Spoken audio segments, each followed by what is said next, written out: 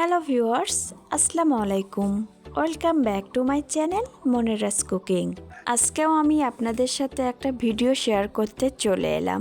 আর আজকের ভিডিওটি কোনো রান্নার না, সারা বছর জুড়ে কিভাবে শীতের সবজি ফ্রোজেন করে রাখা হয় সেই পদ্ধতিটি আপনাদের কাছে শেয়ার করব।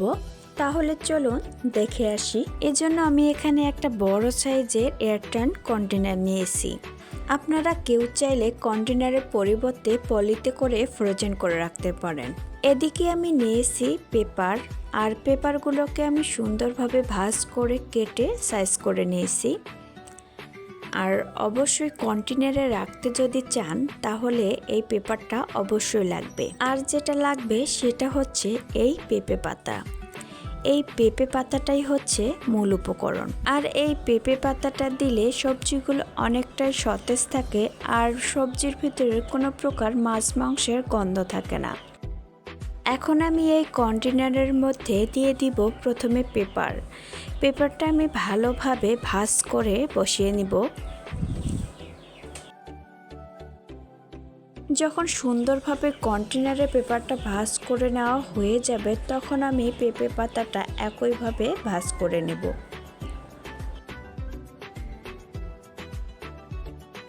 আজকে আমি এভাবে দুইটা জিনিস ফ্রোজেন করব, টমেটো আর কাঁচামরিচ। আপনারা চাইলে টমেটো আর কাঁচামরিচের পরিবর্তে যে কোনো সবজি এভাবে ফ্রোজেন করতে পারেন। এখন এই বক্সে আমি ঢেলে দিব টমেটো আর কাঁচামরিচ।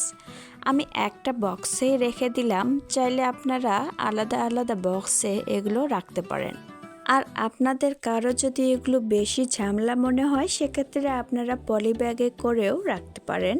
আর এই পদ্ধতিটি আমার কাছে খুব সহজ মনে হয়েছে। আপনারা কেউ চাইলে একবার হলেও এভাবে ট্রাই করে দেখতে পারেন, আশা করি ভালো রেজাল্ট পাবেন। তো যাই হোক, যেভাবে আমি পেপার আর পেঁপে পাতাগুলো ভালোভাবে মুড়ে নিয়েছিলাম ঠিক সেভাবে টমেটো আর কাঁচামরিচ দেওয়ার পর এর উপরে পেঁপে পাতা আর পেপার দিয়ে ভালোভাবে মুড়িয়ে নেব। আর এভাবে যে কোনো সবজি রেখে আপনারা সারা বছর সংরক্ষণ করতে পারেন। এখন ভালোভাবে মুড়িয়ে নিলে আর ঢাকনা দিয়ে ঢেকে ফ্রিজে রেখে দিলে সারা বছর রাখতে পারবেন। তো এভাবে অবশ্যই বাসায় ট্রাই করে দেখবেন। তো ভিডিওটি ভালো লাগলে অবশ্যই ভিডিওটিতে লাইক, কমেন্ট, শেয়ার করবেন আর চ্যানেলটি সাবস্ক্রাইব করে আমার পাশে থাকবেন। আজ এ পর্যন্তই। আল্লাহ হাফেজ।